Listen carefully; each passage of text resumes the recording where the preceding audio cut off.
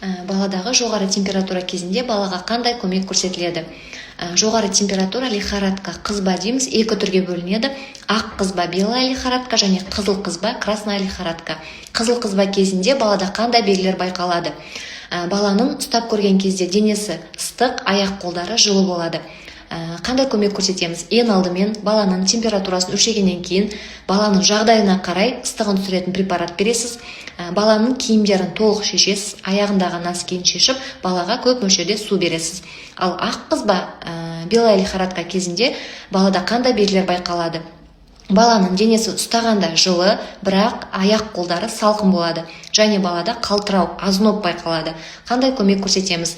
Ақ қызба кезінде ең алдымен балаға ыстығын түсіретін препарат бересіз, және баланың аяқ қолдарын жылытасыз, балаға жылы киімдерін кидіріп, жылы носки кидіріп, одеялоға орайсыз, және көп мөлшерде жылы су ішкізесіз.